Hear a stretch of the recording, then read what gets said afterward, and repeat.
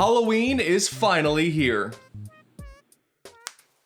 Halloween is finally here. How do you guys like my outfit this year? I'm going as a gamer. To be completely honest, I've never really been the biggest fan of the spooky times, but I do gaming videos on the internet. It's time to do the cliche Halloween celebration special. Time to talk about Luigi's Mansion. I know it's pretty cliche, but whenever I think about gaming on Halloween, Luigi's Mansion always comes to mind. I got this game back on Christmas 2001 with my Gamecube and Super Smash Bros. Melee, and this stupid, dumb baby was too spooked by the spookiness that was spooking Luigi, so I just played Melee endlessly instead. The most I got out of this game for a while was, ooh, that Pikmin game looks pretty neat. But it didn't take long for me to finally see what this game was all about, and boy oh boy, having a game like this for a new console's launch was certainly a bold move, but it's a damn good time. Can we really say that Nintendo launched a system with the Mario game if the hat and shirt were colored green instead? Choosing Luigi as the star character, that was definitely an interesting choice. Sure, now Luigi has a ton of love and his fear of ghosts may be his defining character trait, but back in 2001, he kinda was just Green Mario, sometimes literally. The definition of player 2. He did write about his ghost fear and wanting to star in his very own adventure back in his diary in Paper Mario, but that was earlier in the same year, so it was more of a cute little wink and nudge than anything. But his name would have to be in the title of this one, huh? Yeah, okay, let's just go ahead and forget about that other game that he starred in. Nobody will really mind. Luigi's Mansion started off as a bit of a tech demo for Nintendo's newest hardware, a way to show off the raw power of the purple lunchbox, all the while showing off a familiar character in a brand new environment. And boy, did it ever send shockwaves throughout the gaming community. The lighting, oh my god. I was thinking the same thing. Not much more to do here than to just pop the disc in and take on one more trip to the mansion. Ah, it's good to be home. The game wastes no time at all, showing Luigi walking off towards a spooky mansion that he actually won in a contest that he didn't enter. You know, he could have just looked into it since it sounds very suspicious, but I guess Luigi's been on the sidelines for so long. He was just bored and wanted something to do. I love this first shot too. It's an angle of the mansion that you never get to see again. We then cut to the rest of the lobby. This is very much unlike anything we've seen in this franchise before. Muted colors, all we can hear are Luigi's footsteps, only to soon spot a creepy figure holding a key with sudden and intense music playing as it makes its escape. Even the jingle that plays after you get an item is super unique. I've always been a big fan. Luigi then runs into that ghost, only to encounter an old man with a vacuum cleaner, attempting and failing to capture it. This is Professor Elvin Gadd, or EGAD for short. He brings Green Mario off to safety and gives him the rundown. He mentions that the mansion only just popped up a few days ago, it's filled with ghosts, and he did actually see Mario run in, but he hasn't seen him since. Well, that's no good. It's time to save our brother. For the first time, that one game didn't happen. Hey, did you know that if you wait on the control screen for 3.5 minutes, the popular musical Easter egg Totaka's song plays?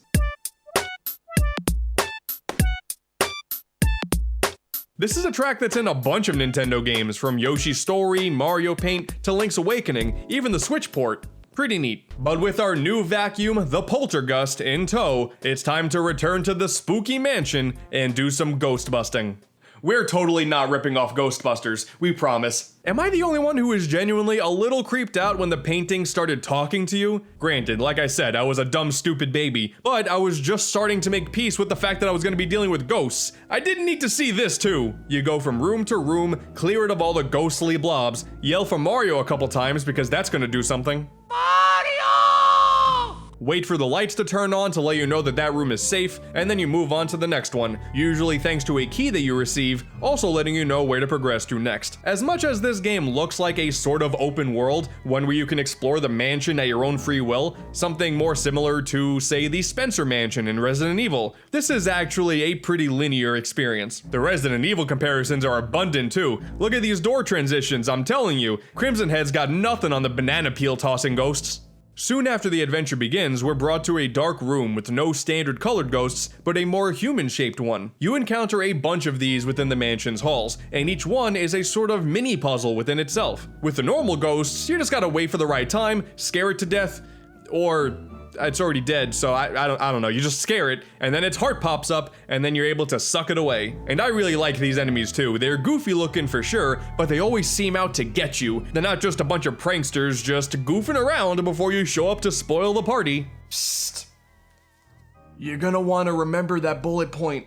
Most of them follow that pretty basic formula, but there are a few instances where trying to shine them with your flashlight actually takes a bit of thought. I wish it happened more than it did. There's only like 2 rooms where you'll find enemies that go like this, but when it does happen, they're really cool encounters. But for these special ones, known as portrait ghosts, since they used to reside within portraits before being released, getting their heart to show is a bit more complicated. Scanning it with your Game Boy Horror, which I love this thing, by the way, usually gives you a clue on how to do so, or simple trial and error can get the job done too. For the most part, it usually takes only one simple action based on your surroundings to expose their heart. Shivers, though, he was the only one that never really made a ton of sense to me. I mean, he's scared of fire, and when you light up his lantern, he gets scared, floats away, and holds on to that lit lantern the entire time.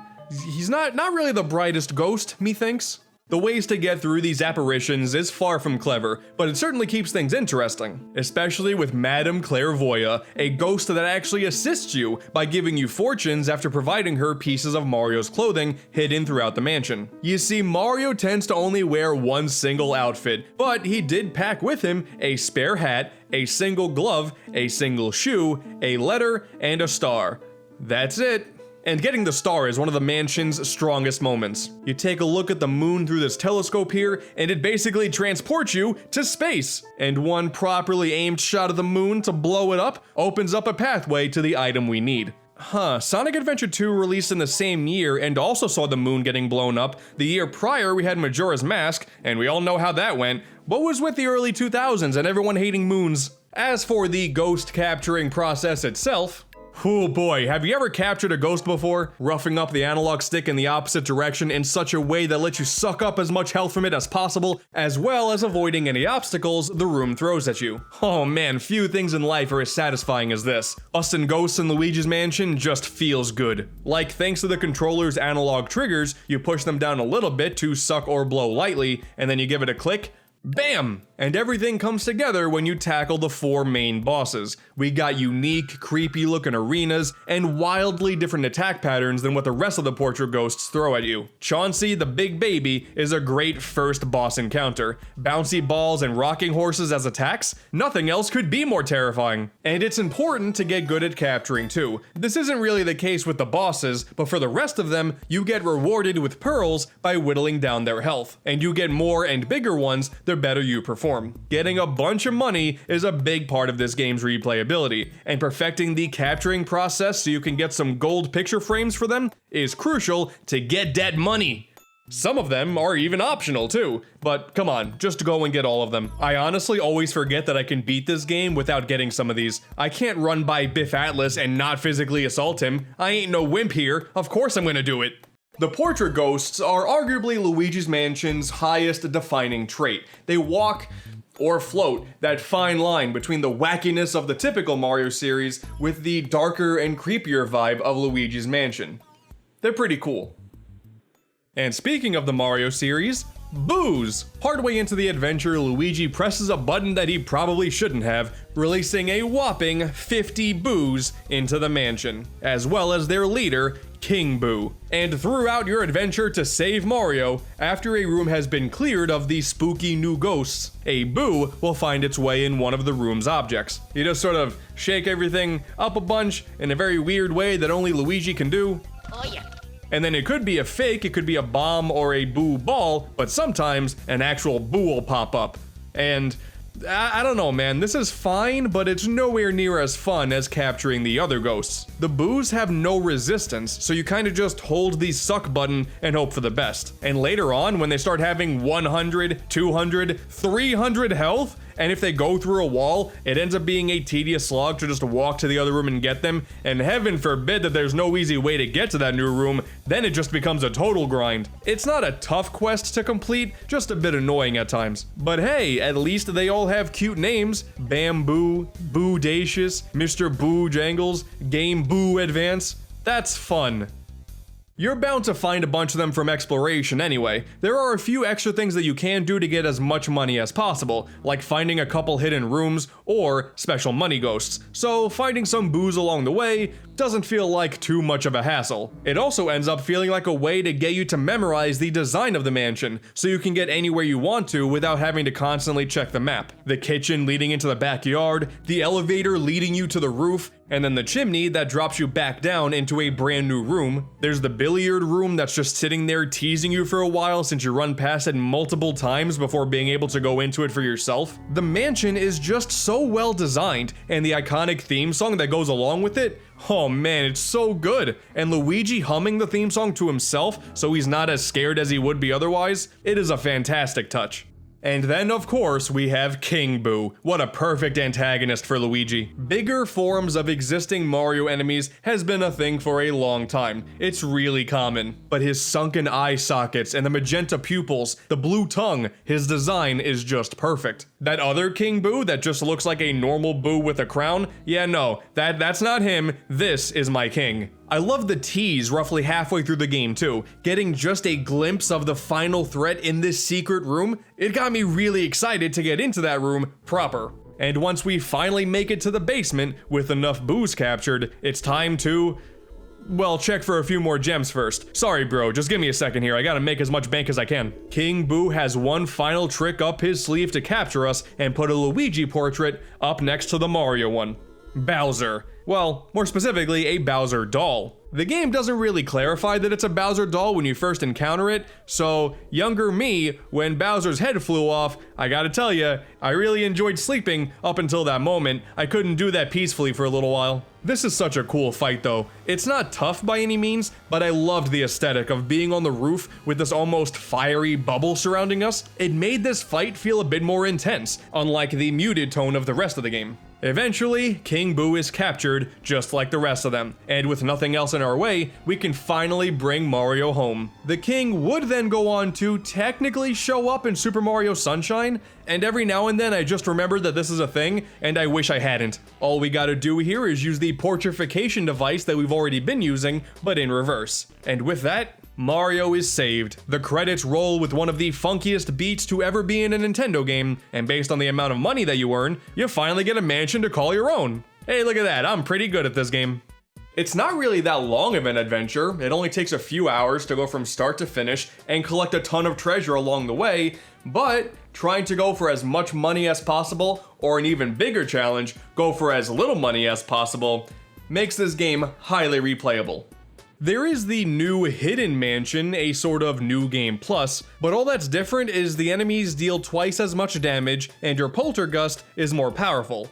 It's not really different enough to make it a worthwhile playthrough in my opinion. It's just kinda satisfying being able to suck away enemies' life super quickly. Besides, it turns out that Europe and Australia's Hidden Mansion mode got a lot more changes to make it a really fun second quest. Good on you guys, but as an American, that's pretty lame. Well, that's where the 3DS version comes in, releasing to such critical acclaim such as, why is it not on the Switch? The original game found its way onto Nintendo's handheld with a bunch of small changes. Firstly, I think this new version looks a lot better, like Luigi looks normal now. That's nice. This includes his crying animation during the ending. Always thought it looked really weird in the original. Bowser's lost a bit of weight, I'm proud of him. King Boo looks way more sinister here, and the ghosts may not be as transparent, we are on weaker hardware here, but on the whole, I definitely think this looks superior, even though it's at a lower resolution. It's kinda like the DS version of Super Mario 64. We got a lot of graphical upgrades on a console that inherently looks worse. EGAD's Gallery was a nice portrait showcase on the Gamecube, but now it also acts as a way to re-fight bosses and better your strategies instead of needing to play the entire game over from the beginning. The controls are a big difference here, especially on the original 3DS. The right analog stick on either the new 3DS or the Circle Pad Pro kinda imitates the precise aiming of the C-stick, but the most efficient way to do it is with a bit of motion controls. It's not ideal, but hey, it works. Kinda. There's also a brand new flashlight mode with the strobe bulb, a feature that was introduced in the sequel, probably implemented to offset the arguably more crippled controls, but after so many playthroughs of the original game, I was actually welcome to this new style. And hey, it's still an option, so if you want the purest experience that you can get on the 3DS, that's still there for you. Also, we now get to see the bottom half of the Game Boy Horror. Finally! There's also no Pikmin trailer. As sad as that is, it was to be expected. I was kind of hoping for a Hey Pikmin trailer to be thrown in to compensate, even though the game was already released at the time. It would have just been a cute little throwback. But for the most part, it's the same adventure, just now in a handheld, and as such, I don't know, man, I think this may be my preferred version of this game. I don't need the map on the screen at all times, but hey, it's convenient. There are achievements now. I mean, why not? The game is already pretty replayable. Multiplayer was added too, and oh god, please don't ever play the game this way. To be fair, the world was introduced to Luigi here, which... cool, but please don't think about taking Luigi and Green Luigi out on the field at the same time. It runs really poorly. I don't know how they thought this was a good selling point. Even in the trailer, the frame rate's bad. And then there's the brand new Hidden Mansion, this time with a bunch of changes in every region. There are more poison mushrooms that pop up to hamper your progress, more powerful ghosts appear way earlier than normal, bosses are a lot more difficult with modified attack patterns. This is what I'm talking about. This is what I want out of an enhanced port, especially if it's of a 10-plus-year-old game. Worthwhile new content. Remember when they kinda just added a floating JPEG to Kirby's Epic Yarn, called it a hard mode, and then shipped it? Boy, how exciting. Luigi's Mansion is still a classic after all these years. Now I know the purists are gonna live and die by the Gamecube version, but hey, if my recommendation means anything to you, definitely give the 3DS version a shot as well. I was a big fan of what they did here. And if anything, once again, you gotta commend Nintendo for launching a brand new console with a game like this. The GameCube had a lot of experimental titles going on, and it started off with a major one. I'm sure it worked out really well for them. Oh wow, it really is Halloween after all. Those numbers are terrifying.